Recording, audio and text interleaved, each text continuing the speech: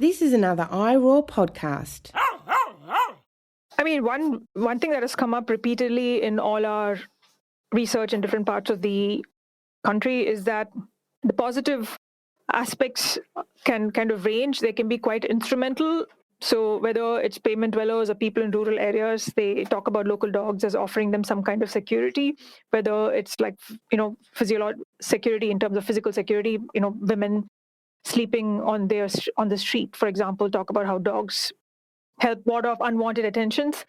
In rural areas, they talk about them as being a sort of like first line of defense against other animals that people are concerned about. So there's that kind of instrumental way in which they contribute to health.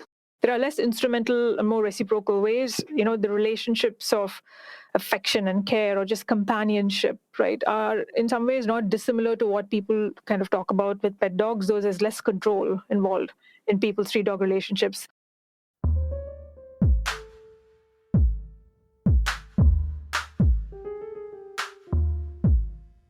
Welcome to season 7 of the Animal Turn podcast. Can you believe it's 7 seasons? It's super, super exciting. Thank you, listeners, for joining me, for listening, for voting, for leaving reviews. It's really wonderful and I appreciate your support. And you're in for a treat this season. In season 7, we're going to be focused on animals and multi-species health.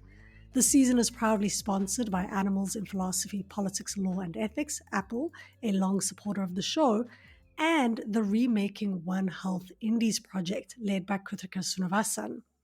The Row Indies project investigates why rabies persists as a public health problem in India and believes the answer might lie in insufficient understandings of everyday people-dog relations.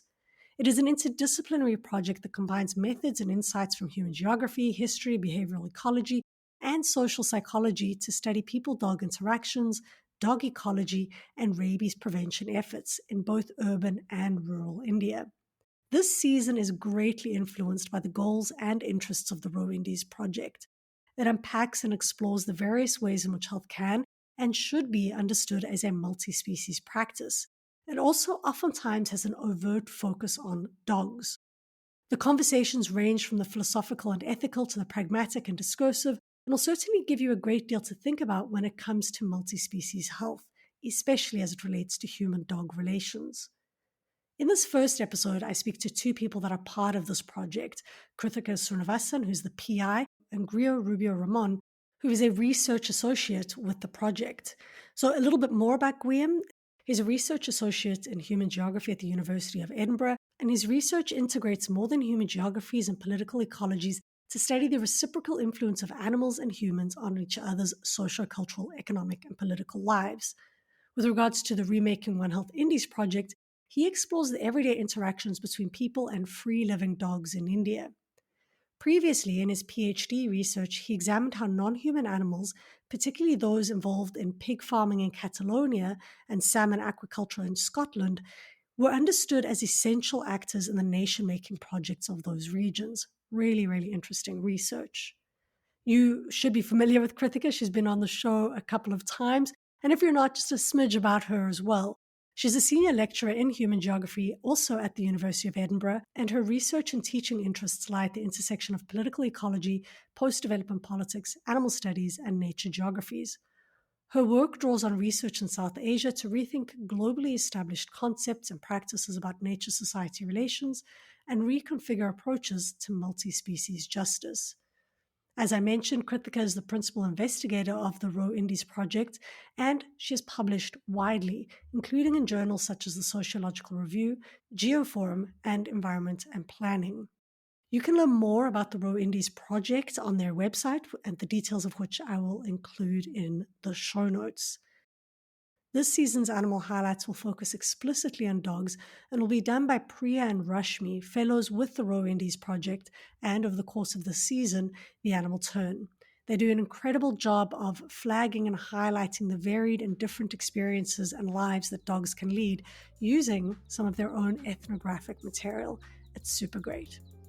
Before I let you go, just a reminder to please check out our website. Go have a look at our blog. There's loads of information on the blog. Have a look at our merch store that's now live. And if you haven't done so already, it might be worthwhile subscribing to our newsletter on our website so that every time there's a new episode or a blog entry or some interesting bit of information, you can find out more. Okay, folks, this is it. Season 7. Here we go.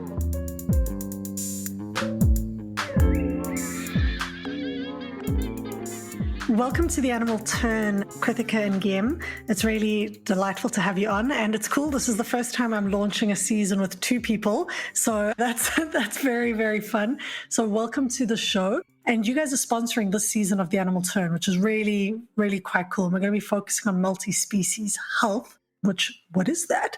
And that's what we're going to be talking a bit about today. But before we get into that, I always like to kind of give people an opportunity to tell us a little bit about themselves.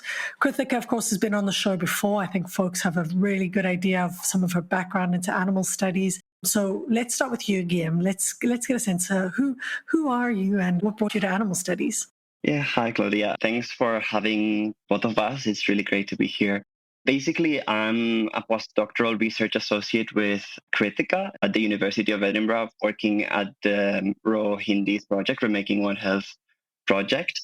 Before that, I was a PhD student as well in geography, and I looked at basically how animals make nations, farm animals make nations, especially looking at industrial animal agriculture in Catalonia and in Scotland. It's worked quite well to work with Krithika and in this project because I think that during my PhD, I focused a lot on animals that have both these dimensions of being farmed, but also sometimes escaping or being also wild, like pigs or salmon escapes. And I think that this project has been really great at sort of bridging that with also animals that have multiple dimensions, like dogs. And yes, that's basically me.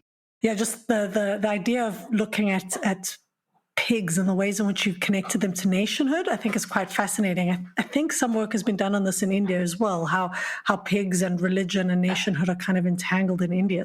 Krithika, when you take on postdoc students, do you have, are you thinking about these types of projects? I think many of my listeners are either PhD students or early career researchers. And sometimes we come from really diverse backgrounds and we don't know how to, sometimes it's really complicated and hard. So is it just kind of luck that you two have ended up together, or is it just that Guillem showed the right skills at the right moment and you were like, yep, this is the guy. This is the guy who's going to help us understand Remaking One Health in India? Well, Guillem was my PhD student. Connections. He worked on the project part-time initially when he was finishing his PhD. And after he finished his PhD, we realized that it was a good fit. He enjoyed the project, and that's how it happened. So in a way, it worked out well, and I think having that trial period, I think, was good for both Guillem and for the project, because it's very difficult to find someone with the exact set of skill sets if it's a project that's already set up, as opposed to an independent fellowship, where it allows both the project and the postdoc to get a sense of whether it's a good match or not. I think what's interesting, Guillem, is you've cut across a variety of different species. Have you found that a difficult thing to do? Has it been useful in thinking about multi-species relationships? I'm sure it has, but or has it been really quite challenging to shift from focusing on one species in one context and moving to looking at a different species in a different context? I think that it's always challenging to do this kind of transcontextual kind of research. I initially started sort of interested in pigs in Catalonia because that's where I'm from. And then being in Edinburgh, I realized that there was also lots of cases that were similar to my case study. So I ended up choosing, for example, salmon in Scotland. And I think that sort of allowed me to understand that sometimes you can see dimensions of multi-species relationships in your context or in the context that you're most familiar with, thanks to the other context, right? So it's like you put both contexts in dialogue, and thanks to that, you can sort of understand some stuff that probably you wouldn't have thought. Obviously, that presents its own challenges as well, right? But I think that if you sort of approach it with care and also acknowledging your limitations, I think that that's sort of a way to go, I guess. And with free living dogs in India, I think that it was quite helpful while doing my PhD to start thinking about how the human structures that shape these animals' lives don't end by the fact that they are farmed animals, right? Like all the animals are shaped by these structures, even free living dogs. So it was kind of really interesting to start doing research on the project and sort of understanding what are these structures, what are also like the different scales that shape these relationships. Yeah, I think that's really interesting because so often what happens, it could be the same species in a different context, but you realize how different things become visible. You might speak about policing structures, or what we'll focus on a lot today, in terms of health and health management, but sometimes different peculiarities or connections emerge in different contexts that make you ask a question, why was this the case here and not the case in the other context that you're looking at? And I remember, Krithika, when we spoke previously, you kind of did this from your own experience of working in India and then going to the UK and thinking about how dogs experienced the UK versus India quite differently, and how they were being positioned, I think, in academic literature quite differently in these different contexts. Is this what inspired you to make, I guess, dogs the focus of this project? Before I answer that question, I just want to pick up on the conversation you were having earlier with Guillem about, across species and, thinking there's one thing that's common to all these different situations or species, to salmon, to dogs, to pigs, or in my case, to elephants and turtles. And what would that be? Well, power and oppression and people. So ultimately, okay. we're social scientists. So we are studying people. We are studying human society and its interactions with a range of animals. So I think in some senses, it's more useful to think about what actually it is that we're studying, as opposed to worrying too much about the fact that they're different species, because there are some things that cut across human interactions with all these different species, even though the particulars might vary. So that's just one thing to note. Dogs, it was, I must say that when this project came about, the current project, I had done some previous research, a pilot project of a similar kind, and which was to kind of build on and take forward my earlier research in different directions, because my previous research looked at the welfare of different kinds of dogs and how that is conceived of in across cultural contexts. So I did a small piece of work back in 2014, 2015 on looking at what everyday interactions between people and dogs are like, and then followed that up with something that was more health focused, again based in Chennai. But I wasn't planning on continuing with this line of work. But I must say, this current project came about because Chris Pearson, the historian on the team, contacted me because we'd met many, many years ago at a workshop, and where he'd heard me talk about some of my earlier work on dogs. And he was interested in looking at, dogs and health and in India, and he contacted me. And so that's how it kind of came about. I must say that it wasn't, intentional in that sense. This speaks often to how projects emerge and evolve. As often you might not have a clear set idea at the onset of your career. You kind of find these things often as you move along.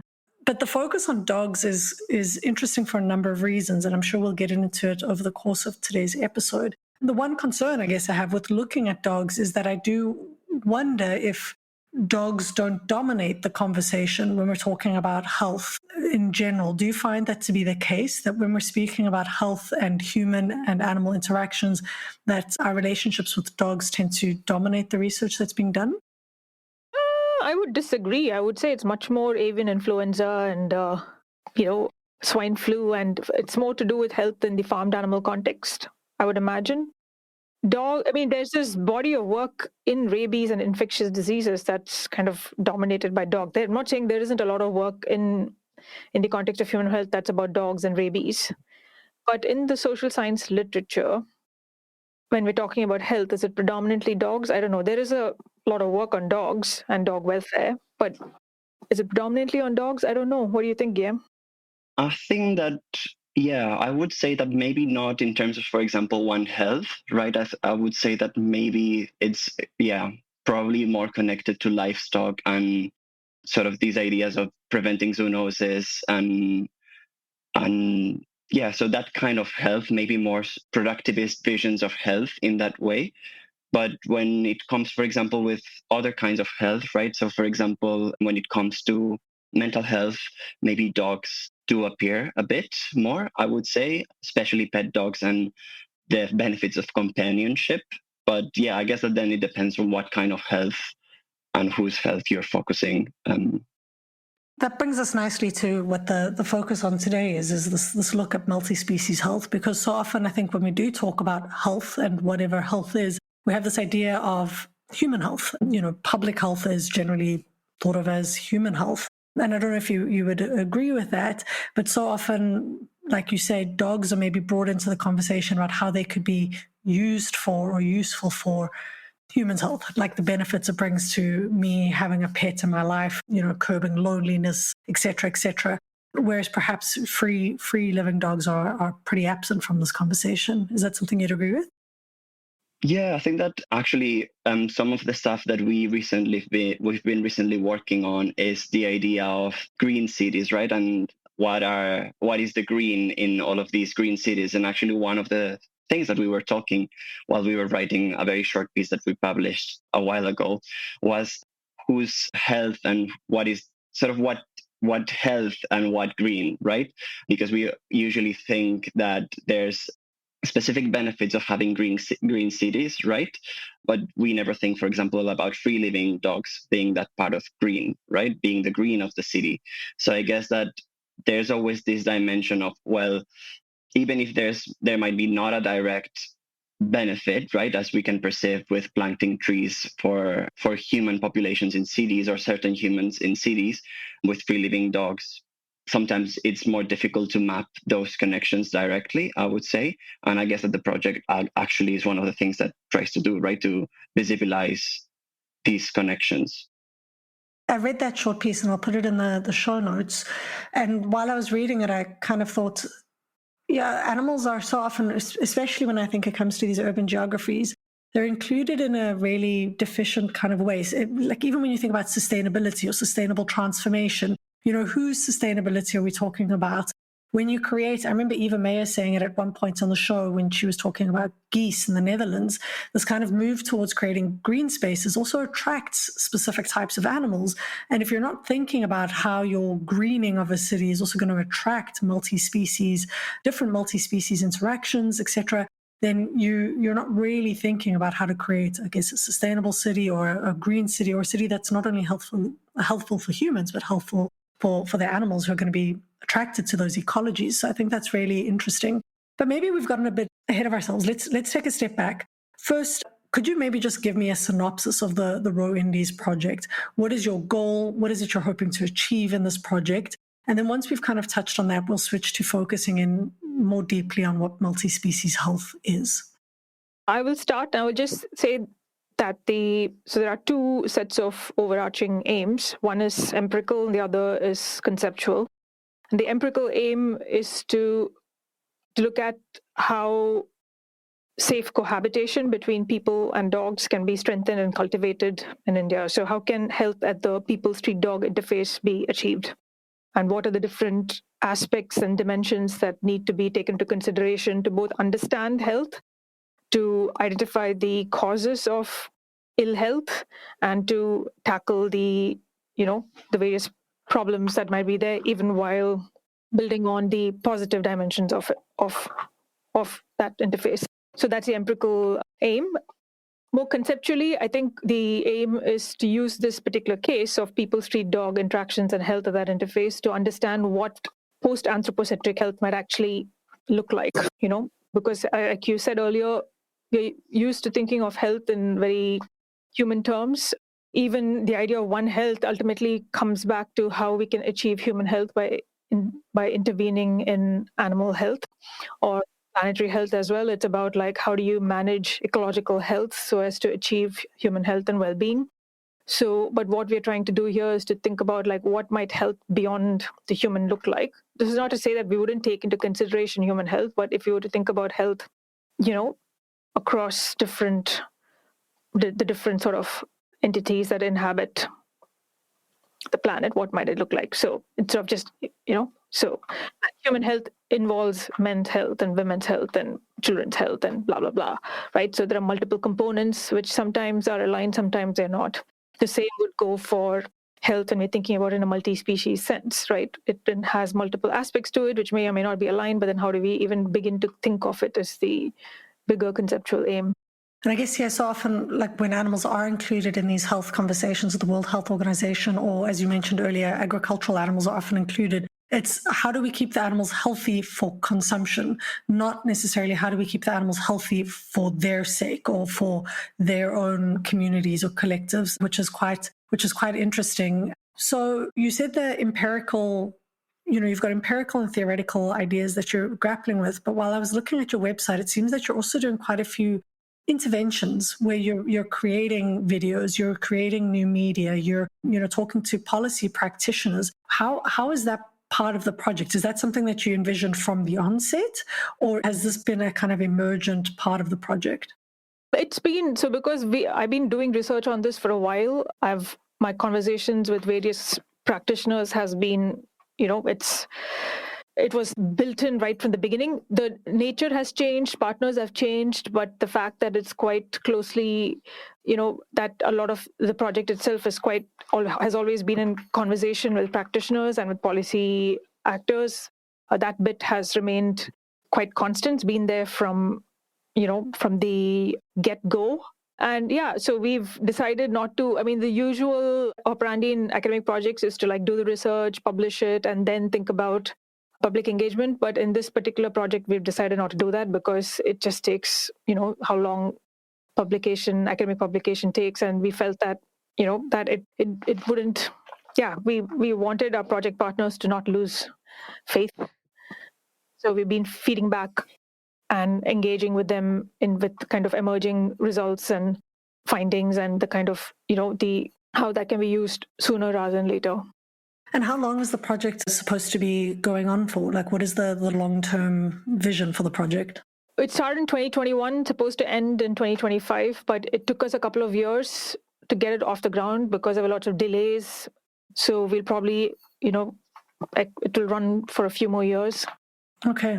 All right, interesting. I'm really proud of you that you didn't immediately go to blaming COVID. I feel like anytime anything comes up with 2019 and 2021, everyone's like, there were delays because of COVID. I'm sure COVID played a part in it, but it was because of me. I take all the blame. It's become like this perfect stopgap for why was this late? Well, COVID. So, I was waiting for that phrase in your sentence and it didn't come up. So that was quite cool.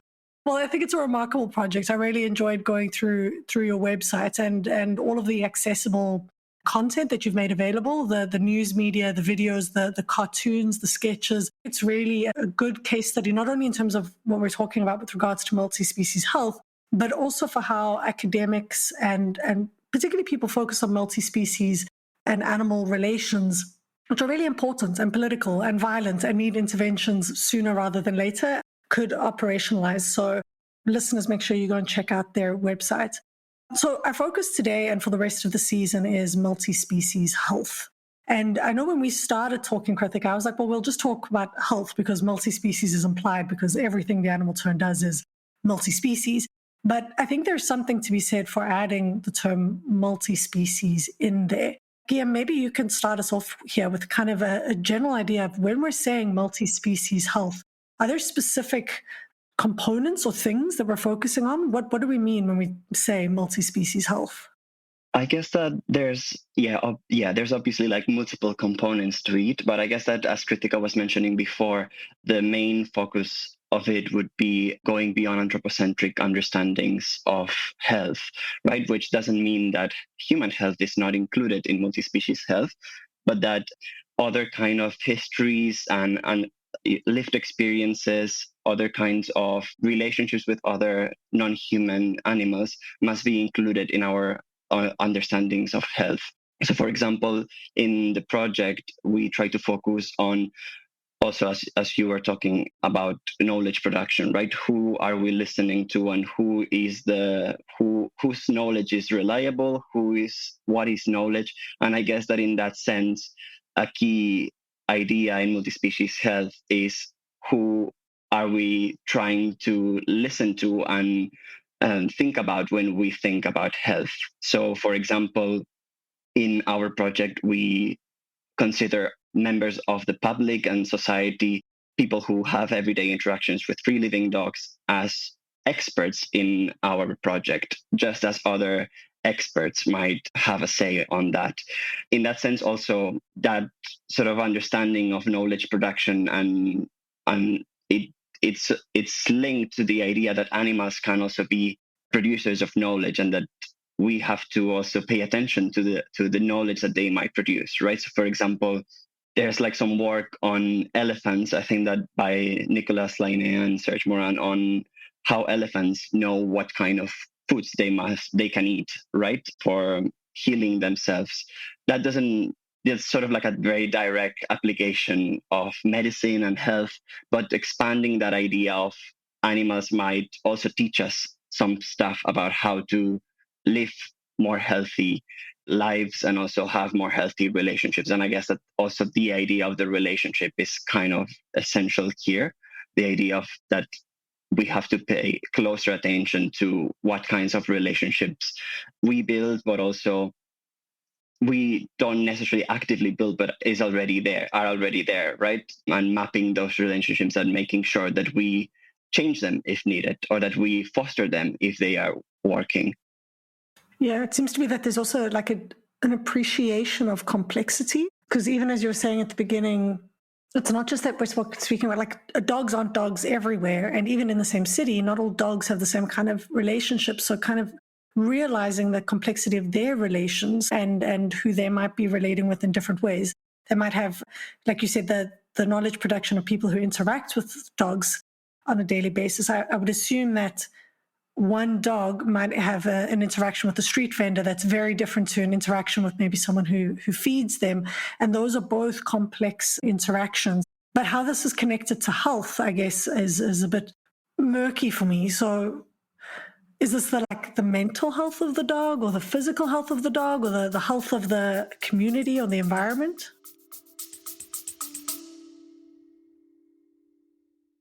Did you see the Colombian government is spending almost $4 million to relocate Pablo Escobar's hippos? In Brazil, a school of piranha attacked and injured at least 8 people at a beach resort. First fatal mountain lion attack in 20 years in California. Hey, it's me, Forrest Galante, wildlife biologist. You may have seen me on Joe Rogan's podcast or my various TV shows like Extinct or Alive or Shark Week. So join me and my friends as we break down animal news from around the world and discuss all things wildlife. Click here to unlock these animal mysteries. I guess that there's multiple dimensions, but I think that the project itself, for example, tries to focus quite a lot on the idea of health beyond these sort of individual way of thinking about self-preservation of myself, right? For example.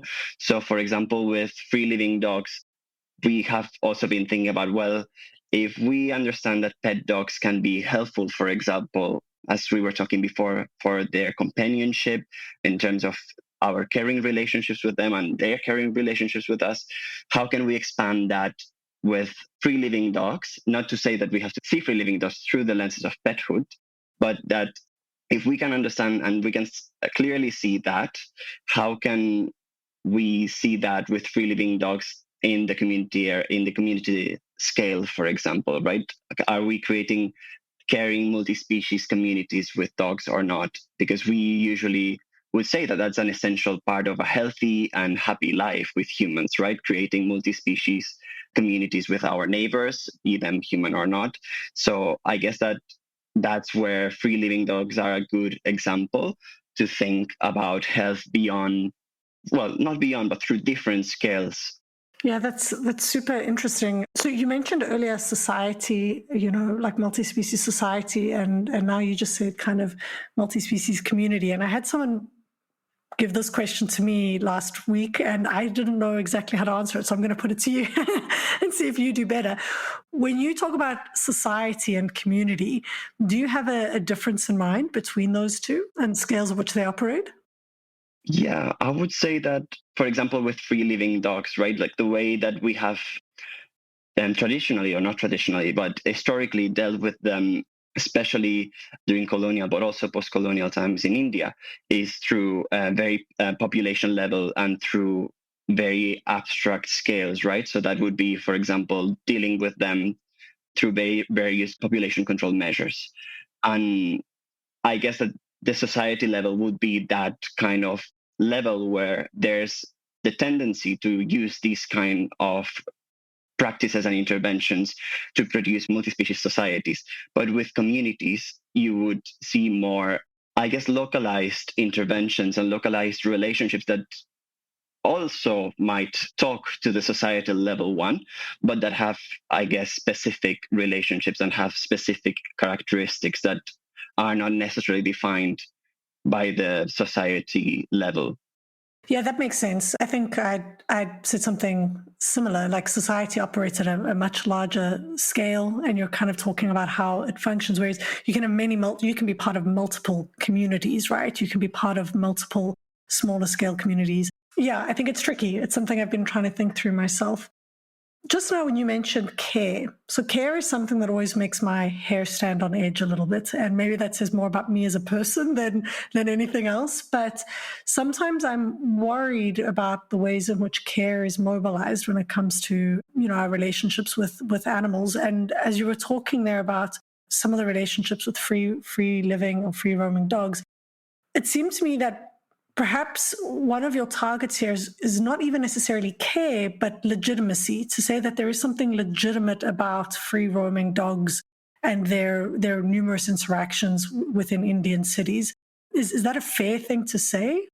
I think that it's a fair thing to say. Actually, one of the dimensions of the first level analysis, I guess, that we're producing now is that maybe care is just one dimension of these relationships, but that absence of care doesn't mean that there's negative interactions, right? There might also be indifference, just as you are indifferent with other people as well, right? And that kind of indifference is also sometimes inclusive in the sense that you're including some living beings by not excluding them, I guess, but that doesn't necessarily mean that you're having a very positive or even positive relationship to them at all. And actually, some of the people that we've interviewed have very complex views on their relationship with free living dogs. They might not like them, but they might care for them, or they might not care for them, but they might think that they have a legitimate space and a place in their community, right? So I guess that's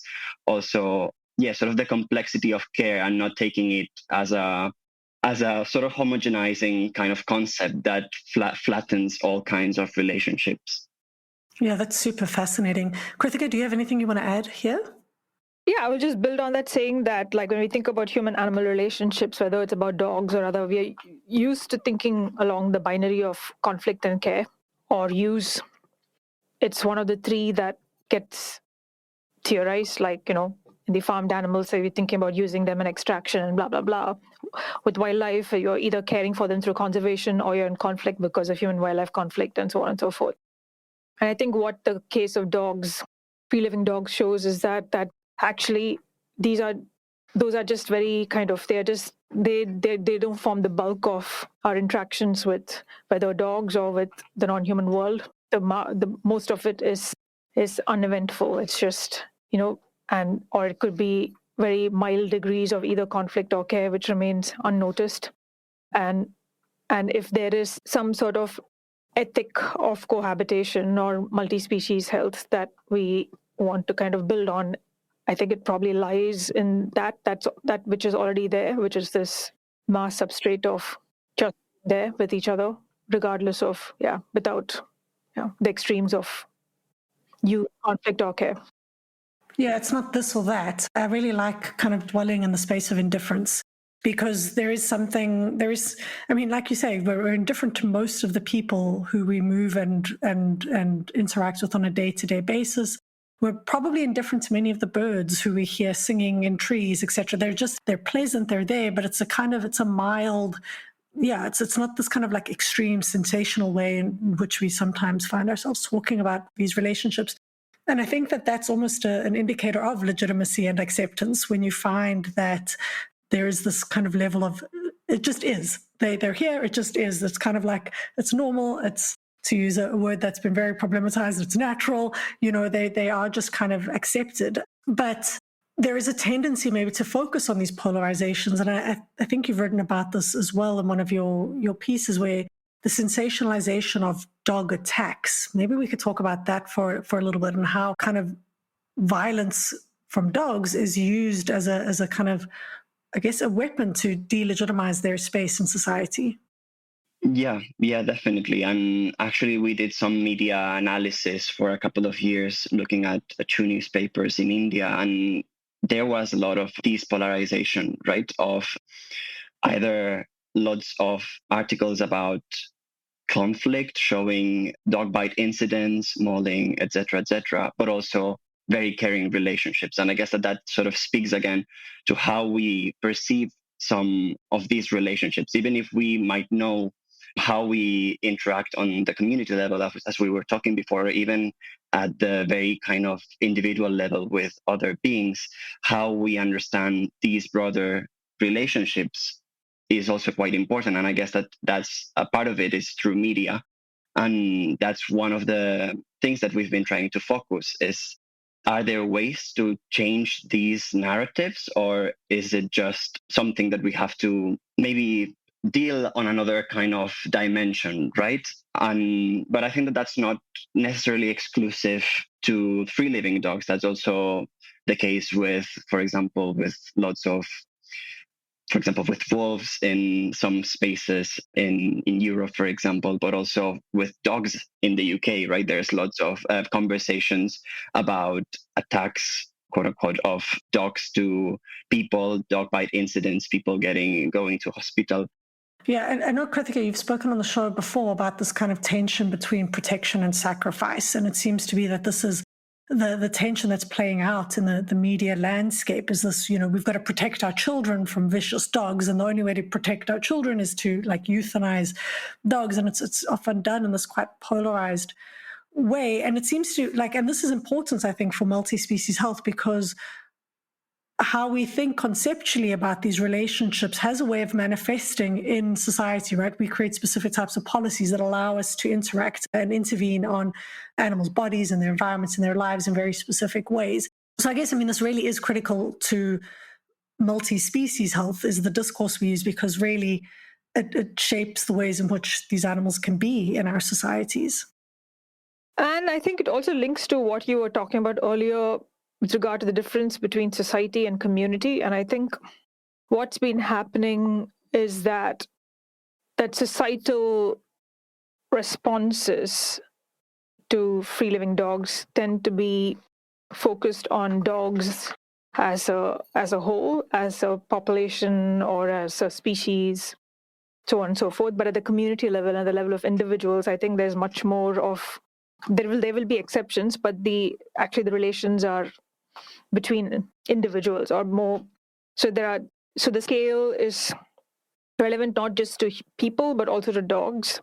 So, and I think what happens with cases of mauling or, other, serious bodily harm is that there is this shift between looking at the individual or the community or the kind of the specific to abstracting it out to a larger whole, which is dogs as a whole or blah, blah, And that's not specific to dogs. You find that, I think it's probably more to do, and don't ask me to define what I mean by modern, but that is a kind of characteristic of a lot of our sort of, societal structures and systems.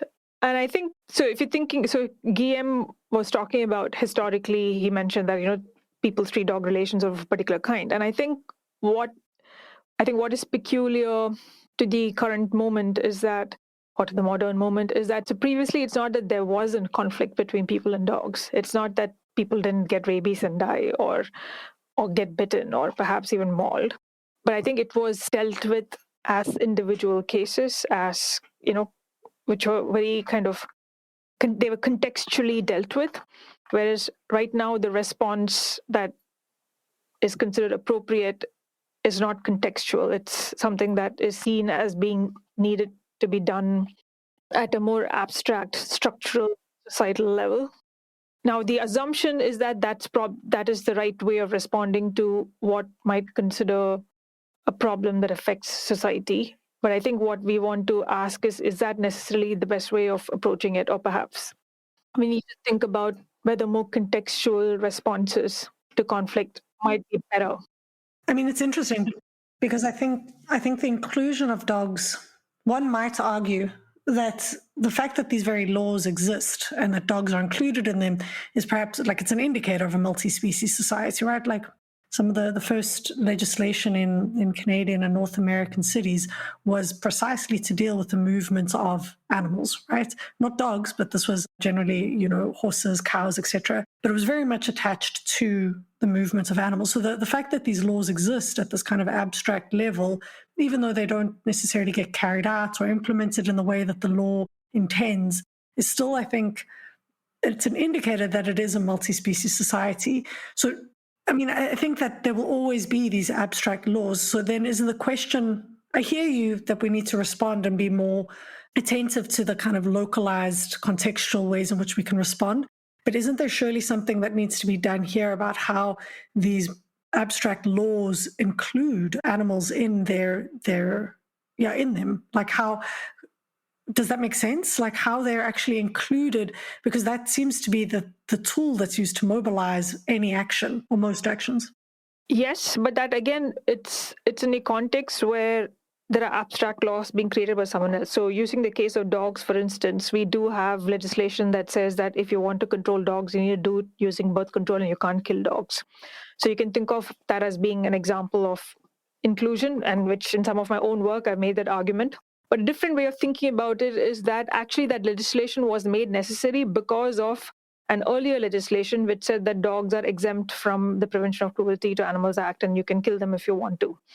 So there's something that came before that inclusion. There was an exclusion that came before the inclusion by some kind of, in a weird sense.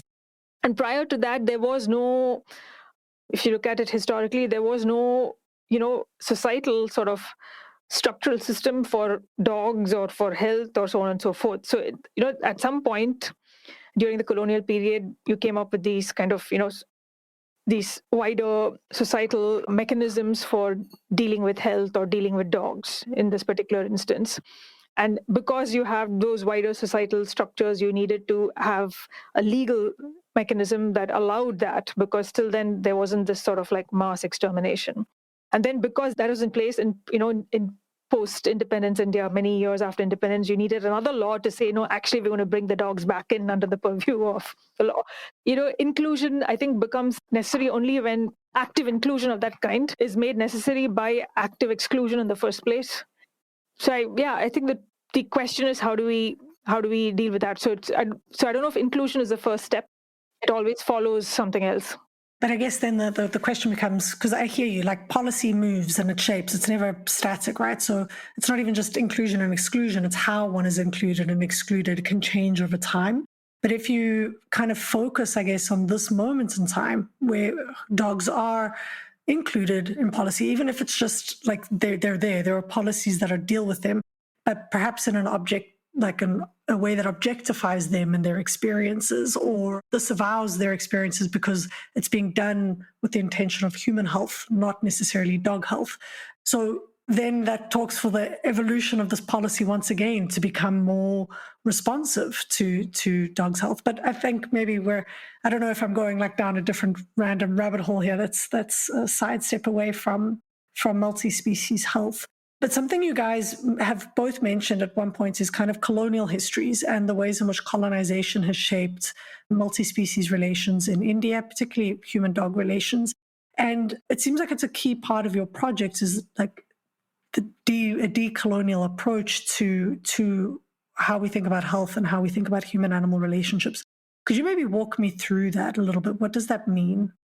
So we're using a very broad understanding of decolonial here. And so it's not just about colonial relations, but about looking at power structures in society and within knowledge, and including power structures such as anthropocentrism, right? So it's not just about relations between Britain and India and so on and so forth. So how do we approach this question of health at the people-dog interface or multi-species health in a truly decolonial sense. So part of it would be about looking at how we've come to where we are currently, and which has a very specific particular colonial history, because dogs were framed as a public health problem during the colonial period. So it has a history in the kind of conventional colonial sense.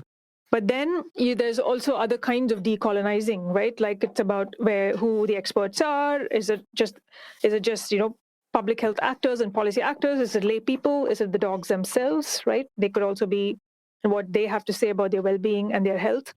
So for example, you were saying earlier that how we include also matters, right? It's not just them being included in law, and what is a law say about dogs' health. So the current law in India about dogs allows municipal authorities to catch them for neutering and vaccination, right?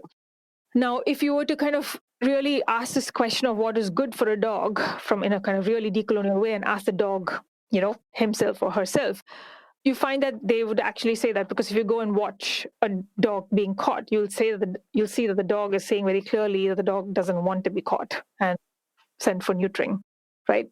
So then this question of so if you were to take a really decolonial approach to multi-species health, then it would call into question what is now seen as gold standard in animal welfare, or so on and so forth. If you're actually if you're treating dogs as an expert and how they are communicating in the moment during the interaction, which we don't currently.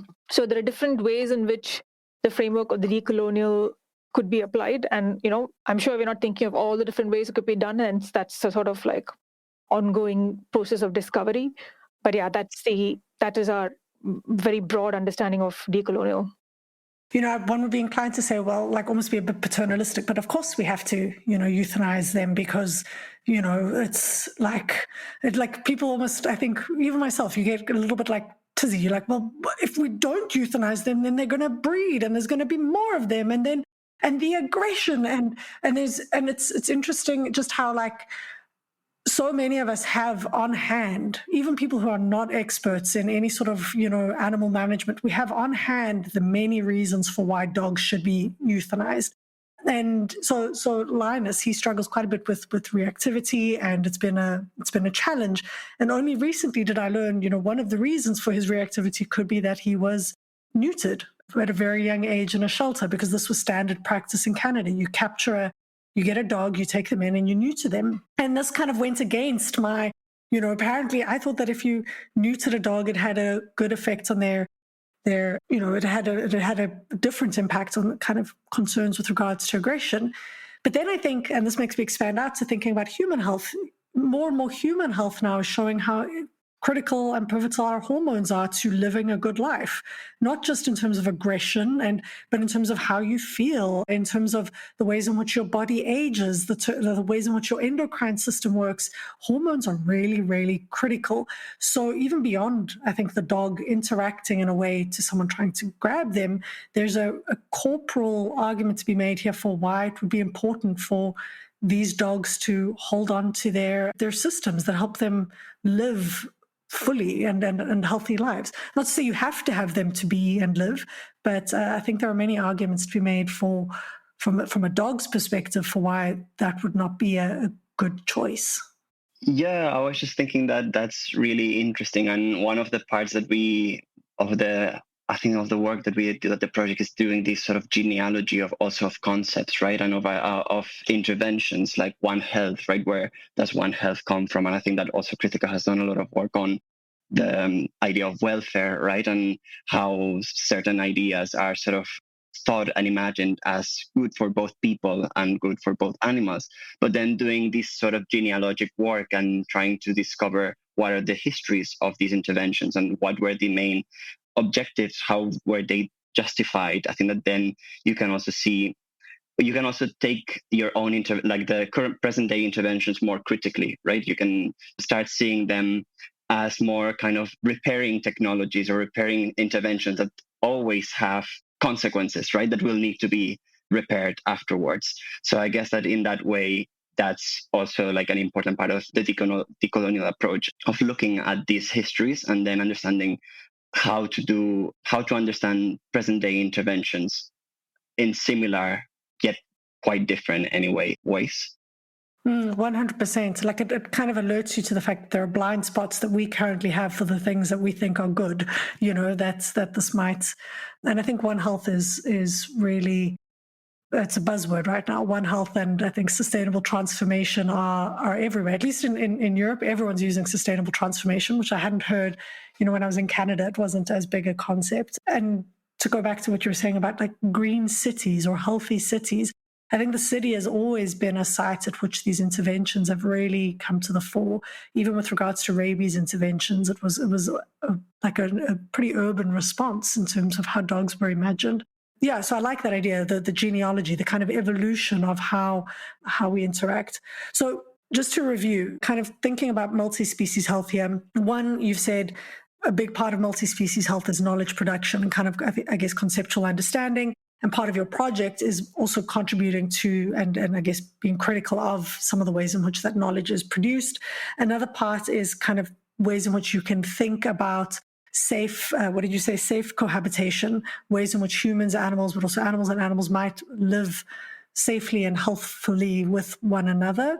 And then I think you'd also add part of this is relationships, the numerous dynamic and complex ways in which relationships form. And you want to map those relationships. And I think something else that we've touched on here is maybe the significance of thinking through indifference and the tension between, thinking about these polarizations of danger and care or protection and sacrifice, and whether those are actually as helpful in building on ideas of a multi-species health or future, whether they're as helpful as we might initially think. Anything else that you think we're missing before we start to move towards the quotes? Yeah, that was a really good summary. Yeah. Okay. So it's a lot more conceptual. Like I think like you said at the beginning, Guillem, when we think about health, we have a tendency of making this equation between I have a disease, I'm sick, here's some medicine. But you're expanding far beyond that. You're thinking about how do we even think that something is diseased or sick or unhealthy or dangerous in the first place?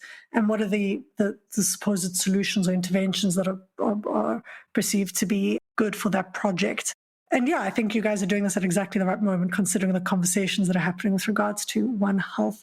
So thank you so much. I think it's going to be a wonderful season. Thank you also for sponsoring the season of the Animal Turn podcast. I'm a huge fan of your work, as you can tell. So I'm delighted to be contributing in some small way to the knowledge production. So let's move on to the quotes. Do you both have a quote, or did you decide to do a joint one? Yeah, I can go first.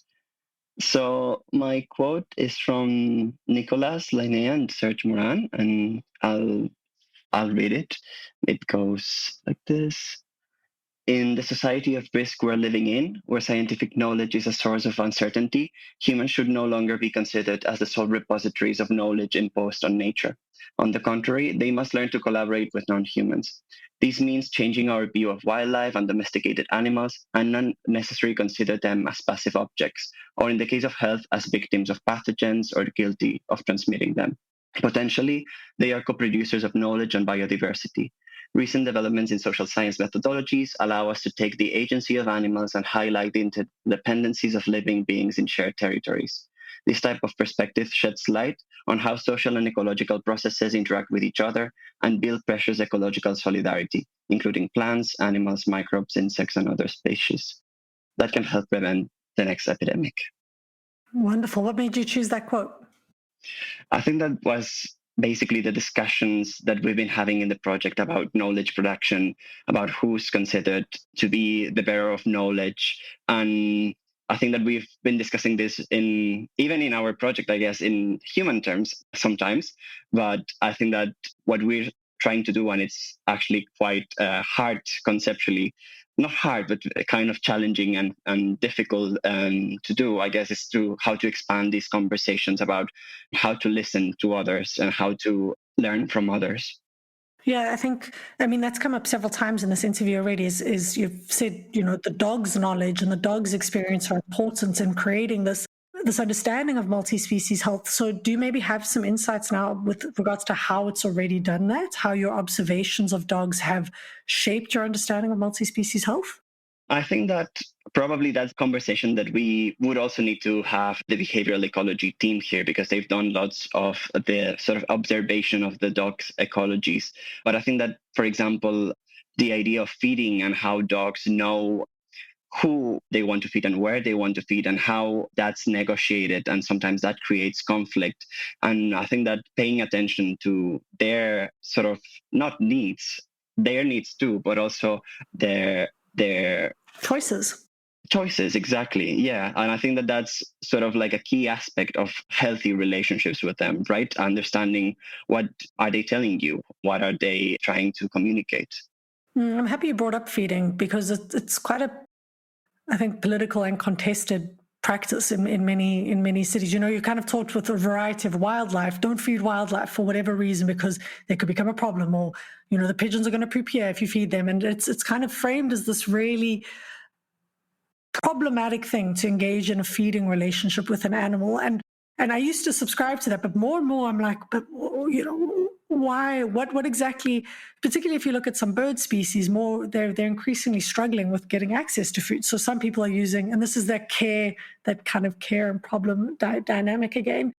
How have you seen this feeding dynamic emerge in some of your case studies? Do you have any specific examples that you could help us understand? I think that what we were discussing before about these two binaries, right, of care and conflict, are actually sort of understanding feeding as more complex than these sort of caring, or just not feeding means also not caring, or that it becomes complicated, right? But I guess that also that indifference and that sort of everyday relationship plays a key role here. And we've seen that in multiple of the sites that we've been working in, is that sometimes feeding is not even sort of like it's intentional, but it's something that you just do, right? It's not even considered as a very caring or very kind of intentional feeding. Just as, for example, you would, I don't know, I don't have any equivalent right now in my head, but like... Well, I guess maybe you're sitting on a beachfront and you're eating a sandwich and you see a seagull like 2 meters away and you're just like, and you toss a piece of, you just kind of do it without thinking. You like, and they are making their presence known. They're like, hey, what you doing over there? And I guess waste as well as a feeding. You're not thinking about your waste becoming food. You're just discarding your waste, but that's actually a really valuable resource for many urban animals, or not even just urban, for animals. Definitely. And I think that, for example, sometimes in some of our interviews, like people who feed, sometimes they don't even consider that feeding, right? It's like the people who actually feed lots of food, or who systematically feed, who are doing the feeding. Whereas maybe what you were saying about tossing some bread to a seagull, that's not even feeding. That's just discarding whatever I was eating. So that's not really feeding. So I guess that's also like, it makes the idea of feeding more complex. And I guess that complexity, as you were saying, entails different scales, right? The ones that we are aware of, and I guess that the ones that we are less aware of, like our consumption and how the different structures in our cities and in our governments make waste more visible or less visible. With dogs, I guess that's a key issue as well, right? Like that feeding, I guess might be less visible or might be more visible depending on these structures. Man, this is fascinating. I feel like I could talk to you actually just about feeding for an hour, because, when people identify themselves as a feeder, so it seems to be the ways in which identification, like the ways in which it becomes part of your identity matters. So if it's just like an unthought of indifferent action, it doesn't really have significance to who you are as an actor, the person involved. But the second you kind of think about it as being part of who you are, it has a different kind of sustenance or meaning.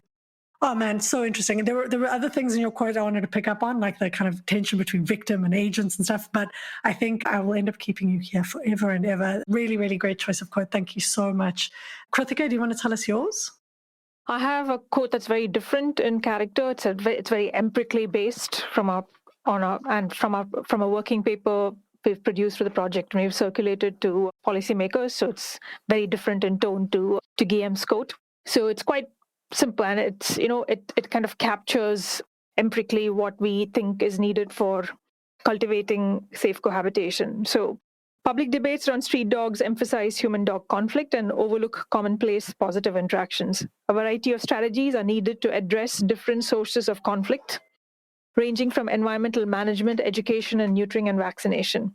public health initiatives also need to strengthen positive dimensions of people street-dog interactions, as these contribute to human well-being directly as well as indirectly, as socialized street dogs are less likely to be involved in conflict.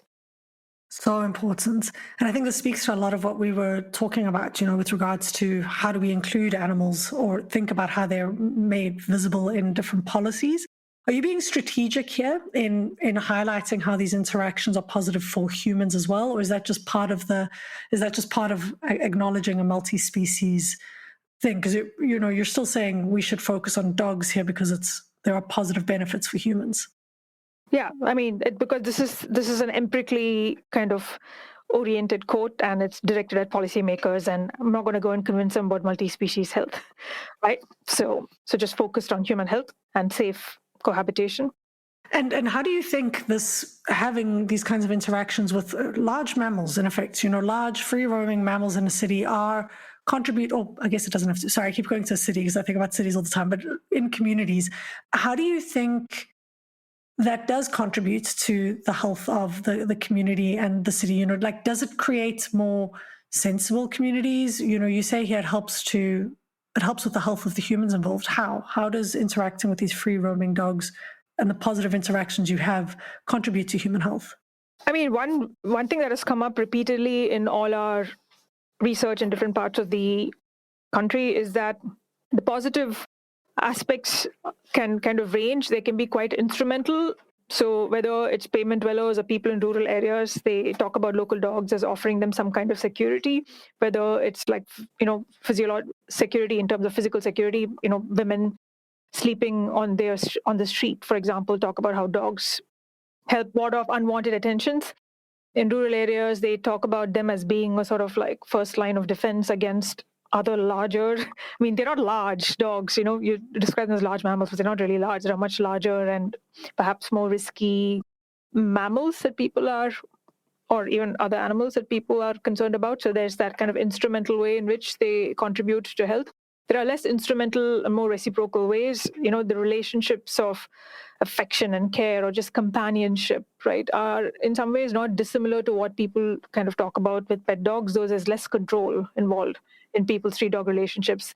With the case of pet dogs don't have much autonomy, whereas street dogs for the most part, they get a lot of autonomy and they get to choose who they enter into these relationships with. So in some ways, I would say it's more reciprocal but then that offers these kind of intangible, benefits to people's psychosocial well-being.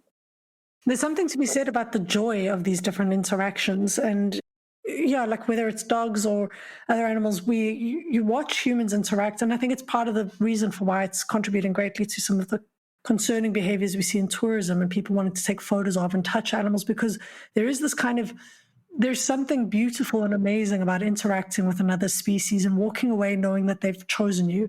I had a great interaction with a free-roaming dog in Mongolia. This was a rural area, and we were cycling, and the dog just kind of joined us for some time.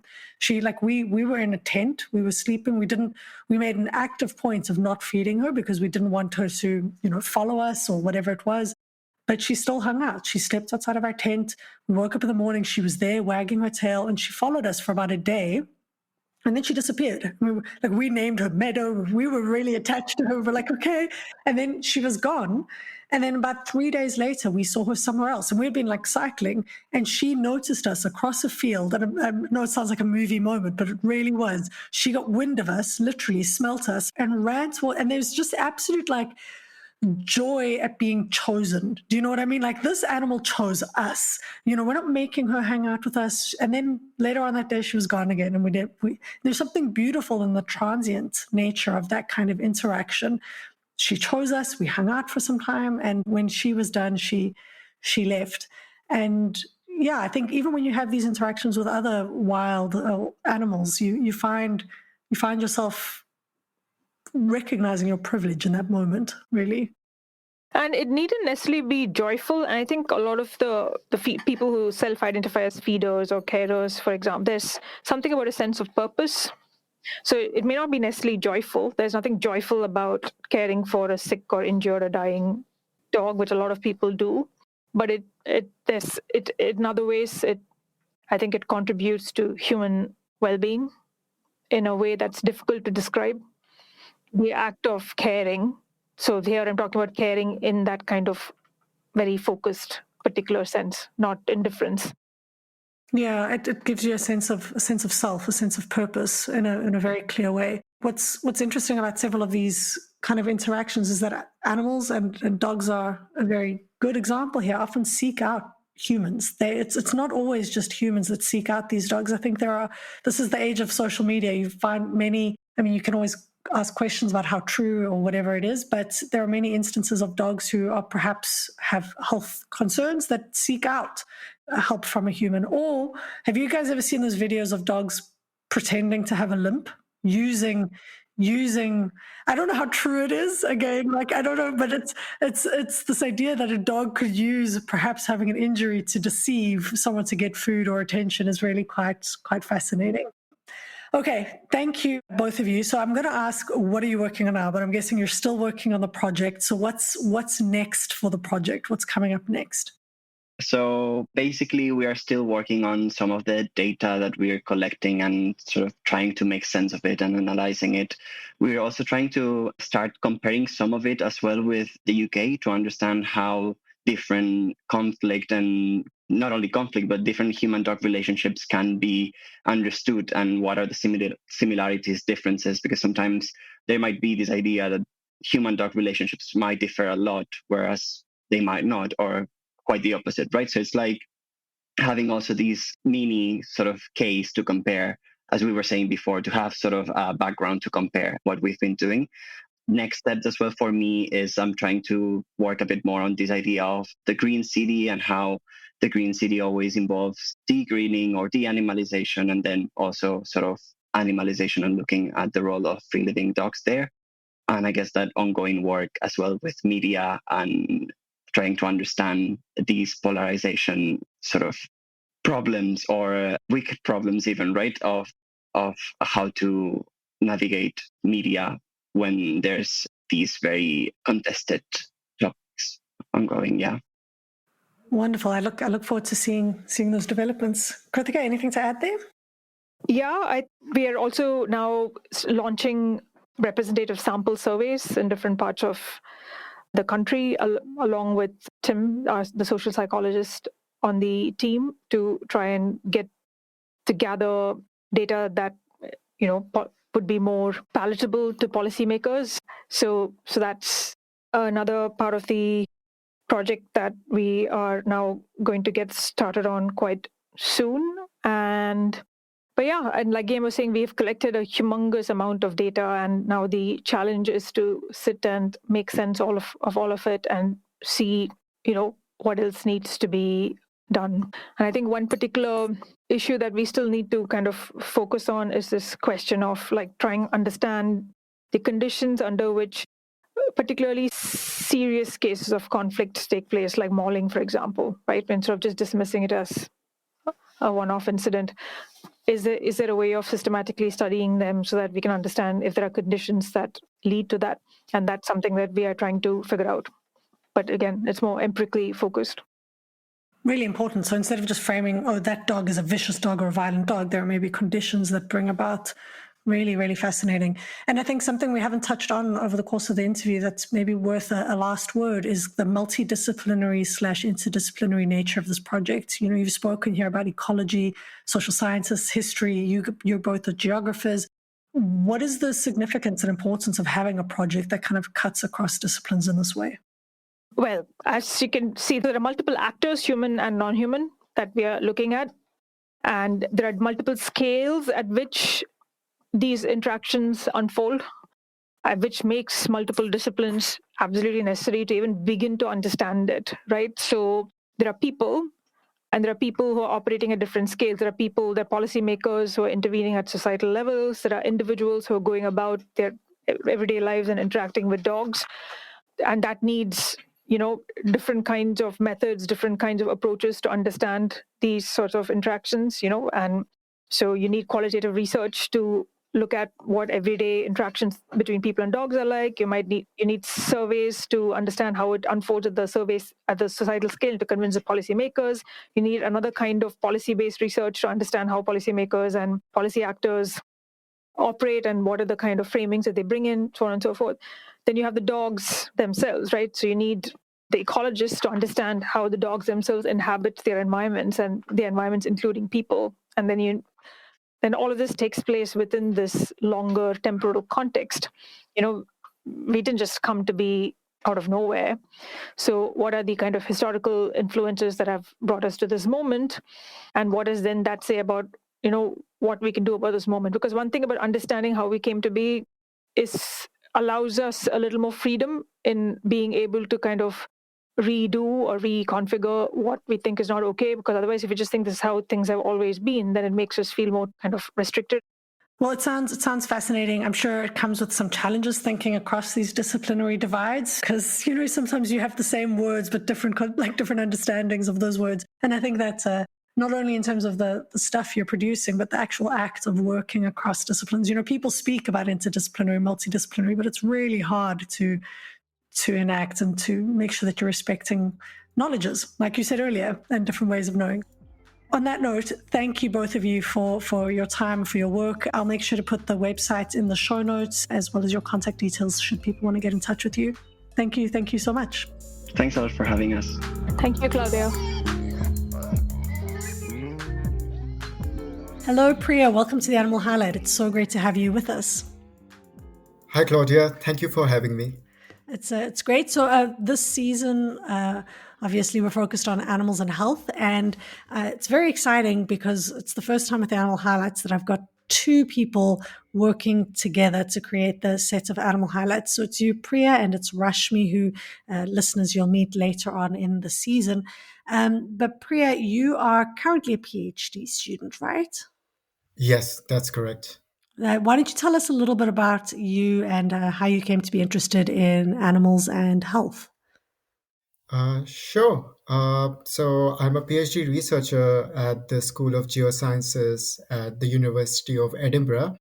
I'm associated with this larger project called ROH Indies that looks at humans and street dog relationships at the intersection of public health. So in my PhD project specifically, I've been working in a Himalayan village in India. And I've been looking at the everyday knowledges and relationships between people and street dogs living there, and using them as a window to open up like more broader issues of everyday ethics and politics of sharing life and space in our inherently what is a more than human planet. So I got interested in this project because I have a background in environmental anthropology and zoology. So I have a continued interest in issues of cultural human-animal relations, and I've personally in my life also I've always been interested in animals. So this was just the right fit for me. That's amazing. And you're going to be focusing on dogs throughout your Animal Highlights, right? So we're going to be talking explicitly here about dogs and specific dogs and their relationships to health, right? Yes, that's correct. So all the stories that I'll be telling, like in the podcast, would be taken out from my field notes. These would be stories that I observed in my field site in the village that I was working in. Amazing. Well, why don't we get to it? Let's start with the first one. So today I thought we will be talking about Bella, a free living dog that I encountered during my fieldwork in Uttarakhand. That is the central Himalayan state in India where I worked. So Bella, or she could be called Bhura or Lali, depending on whom you ask. She resides in a rural marketplace. And when I encountered her back in September 2023, she was pregnant. So Bella's pregnancy and the subsequent birth of her puppies highlights for us people, practices, and knowledges that show how multi-species health stretches beyond humans and the dominant considerations of disease and contagion. So Bella, just to start off with, is a small brown dog with a thick bushy tail that curves over her back. When she walks, the folded tips of her pointy ears bounce up and down with her gait. Bella navigates the streets of the village marketplace with confidence. Like many of the other free roaming dogs in the village who regularly visit, spend time, and live in the market, she is a social dog who is adi or habitual of interacting with humans and other animals on her daily missions. So, on an early winter morning, while having my breakfast, I received a call from Rahul, whose voice beamed as he told me, "Sir, badhai ho, congratulations. Bella came to the market today. She has given birth." I quickly finished my food and headed to the village market, where I had spent the past month observing free roaming street dogs like Bella to understand their lives and relationships. I had been told by Rahul, outside whose shop I had often observed Bella spending her time, that she was approaching the end of her pregnancy term. Vinodda, the worker at Rahul's shop, had pointed out Bella to me and remarked that she has been crying and restless lately. That was 2 days ago. I had not observed Bella in the market since then. So there were two shop workers. One told you Bella's given birth, and another shop worker had told you previously that she had been restless for about 2 days and you hadn't seen her? That's correct. Okay. Yeah. So there were several people like who actually had a relationship with Bella in the market. Like she was quite a gregarious dog, I would say. Okay. When I had, for example, when I had inquired about her from Pankaj, the grocer outside whose shop Bella usually slept at night, another shopkeeper in the market, he simply told me not to worry, as she must have found a shelter nearby where she would be safe and comfortable during her pregnancy. As the nonchalant answer of Pankaj suggests, street dogs, like other free living non human animals, can take care of themselves and their own. I was often told that when street dogs got injured or sick, they would self medicate using their saliva and by eating specific blades of medicinal grass. Even though these street dogs mostly led lives without human interventions on their bodies and mobilities, people, however, sometimes did get involved in taking care of them. Rahul, for example, told me that last year when Bella was pregnant, he showed her the roof of Pankaj's grocery shop. On the morning of the phone call, after we climbed the stairs to the roof, Rahul pointed Bella out to me. She was in a small dark space in the terrace wall, behind a clutter of discarded metal sheets, tattered clothes, and wooden poles. Rahul said, "She has found a good spot at the back. It won't be easy for the leopard to find her children here." Then he bent down and crawled inside the space to count the puppies. There were 6. I myself hesitated to approach Bella and her pups as Ramesh Da, another local shopkeeper, had cautioned me, saying, "If you get close to her children right now, then she might bite. She would fear that you are there to take them away." Unlike Rahul, who was Bella's self proclaimed Bada Bhai, that is, big brother, I was still unsure where I stood with her. Proper interactions with street dogs like Bella required me to consider how the dogs might perceive my presence and approaches towards them. ये कुत्ते चेहरा भी पढ़ते हैं हमारा. That is, these dogs read our faces also. I was reminded once by Bharat, a local taxi driver, whom I sometimes observed playing with street dogs like Bella in the market. Evolving our understandings of safe interaction with street dogs perhaps necessitates such empathetic readings of the world. To understand dogs as discerning creatures with their own life projects and relationships. In the days following the birth of her pups, I observed how Bella descended every day from the roof of Pankaj's shop to walk around the market. She frequented specific shops and followed particular people with whom she had a history of receiving food and affection. People who knew her gave her extra attention and food because she had recently become a mother. For example, Rajuji, a local clothes retailer, fed Bella bread rolls every day following the birth of her pups because, as he said, if we do not feed her, then how will she feed her children properly? Mahesh, a local chemist, who also wanted to make sure that Bachcho ki maa, that is, mother of children, received the leftover food he brought from home. And someone even suggested that Bella be given halwa, a sweet savory dish usually offered to new human mothers. Such practices of care towards Bella run counter to the formal public health practices geared towards making sure that street dogs like Bella do not give birth. Caring for the health of street dogs, and dogs in general, in much of public and media discourse, often coalesces around neutering them for their own welfare. Population control measures remain a central responsible practice for the good health of both the street dogs and humans, that is, for multi-species health. Every day after spending some time getting food in the market, Bella would climb the stairs once again and lie down in the dark with her puppies. The small, still blind creatures would squeal when she arrived, soon replaced by the soft sounds of them suckling. Sometimes Bella would readjust, possibly because the sharp teeth of puppies connected with her nipples too hard, but most of the time she lay there panting as they fed, or she licked them, an important bonding ritual for both mother and children. Around 20 days after the birth of our Bella's pups, on the coaxing of some people who wanted to adopt them, one by one, Rahul brought the pups out on the terrace. Bella kept close watch during the whole maneuver, pacing around, sniffing, and licking the pups. When Dara Singh, a local restaurant owner whom Bella knew, picked one of the pups and tried going down, Bella went around and stood in front of the stairs, blocking his way. Dara Singh smiled and said, "See, she won't let me take them away." Bella's story raises important questions about how multi species health might be perceived differently. When the scales of consideration are changed from the health of populations to the health of individuals like Bella, we might find ourselves asking different questions regarding our collective health. While Bella might be a reservoir of disease and pose some risks to human health, she is much more than that.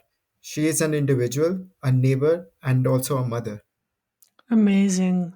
Oh, I mean, what an incredible story. And yeah, she is. She's a mother. And I really appreciated there just how many people seem to be aware of her status as mother. That for me was quite remarkable in your story, that she wasn't some like anonymous dog in the market square. The number of people who seemed to not only be aware of her pregnancy, but that she had, puppies and had given birth just seems quite remarkable. Like she was part of the community there, right?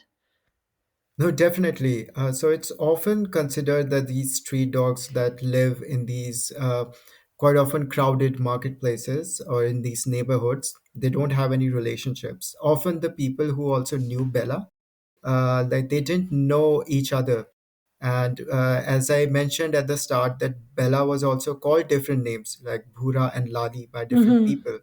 So often I found out about all of these people, and I got to know them and their relationships with Bella by following Bella around. So Bella would go and visit all of these different people, and these people would not also be aware that Bella has all of these relationships with all of these people.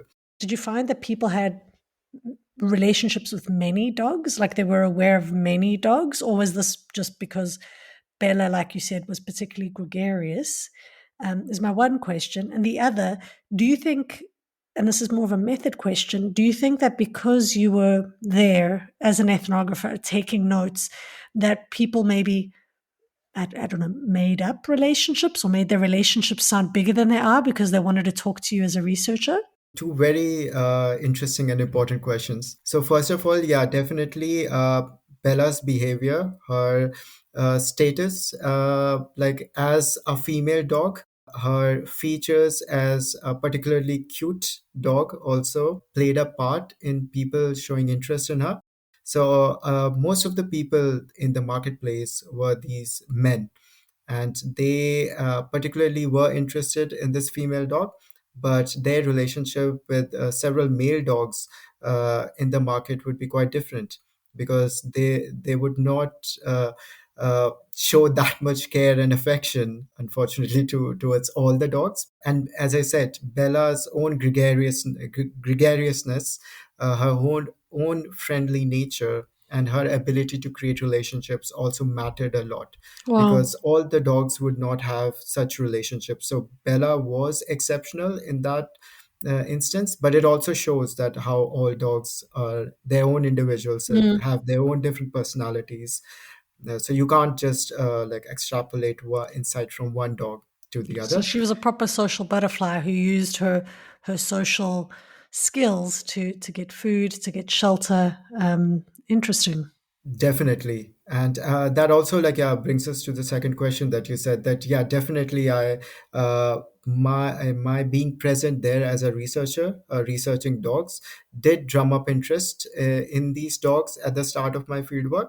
But I was there in that village for 9 months, and soon after, people mostly forgot that I was there. And I often my methodology was also often let me just be part of the crowd. So I used to observe sometimes from the distance where people might not observe me Interesting. observing like things in the marketplace. But also one of the key uh, ways to understand that these relationships were not just one-off instances was that I saw Bella going to these places over and over again, and people would not always be caring towards Bella. So these everyday relationships would also fluctuate from day to day basis. Sometimes if someone's having some extra food, for example, in a shop, they might offer it to Bella. And then Bella would also sometimes persist, and like she would be driven from some places. And sometimes people would be neglectful, or uh, Or in not as some giving, instance not as giving not necessarily. not Yeah. not as giving necessarily. So again, my being there, and then did have an impact. So I was definitely an agent in people showing interest in these dogs at first. Yeah, I'm almost sure that your presence would have brought an attentiveness to specific dogs as well. But you had an interest in those specific dogs initially because of some of their traits and their relationships. So it's a fascinating question, which I'm sure we could talk about for ages. And the last thing, I'm really happy that you kind of brought up the relationship between motherhood and health here. I think so often when we talk about dogs and health, we speak about fertility. How can we prevent uh, more dogs or street dogs from being born, but we don't actually think about the health of mothers and the mother puppy relationship. And towards the end there, you were speaking about people trying to take her puppies away, and it's an interesting thing. So often I think even puppies, that are bought in pet stores, they're babies. They've just been taken away from their mom. They're a few weeks old, and they're just taken away. That's just the end of that relationship for them, and it's kind of startling. No, yeah, no, definitely. And I think that was a key thing that also came up from my observations. And that's something when you as I also towards the end mentioned, that when you uh, use different scales of looking at these relationships, like if you look at how humans have related to these dogs as pets from a societal level, to look at the pet industry and how pets are how puppies are commodified, and then the relationship between puppies and their mothers are usually not accounted for, because they often remain hidden in larger discussions. But once you scale down to, and you actually observe how these mother dogs actually are responding to their pups, and how they're relating to their pups, and what happens when then people try to take those pups, how do the mothers actually respond to them. Then there's a different kind of dynamic, and I would say different kind of insidiousness in that relationship that comes forth, which is often not talked about enough, I would say. Yeah. Yeah. I mean, like you said at the end there, it definitely raises different questions. Well, thank you so much, Priya. This has been really, really enlightening and interesting, and I look forward to your next ones. Thank you so much, Claudia, for having me. Thank you to Guillem Rubio-Ramon and Krithika Srinivasan for being amazing guests, to Jeremy John for the logo, and Gordon Clark for the bed music. Thank you also to Priyashnu Thaplial for the animal highlight and Rebecca Shen for her design work. Huge thank you to Animals in Philosophy, Politics, Law and Ethics, A.P.P.L E, as well as the Remaking One Health Indies project for sponsoring this season. This episode was produced by myself and edited together with Christian Metz. This is The Animal Turn with me, Claudia Hertenfelder.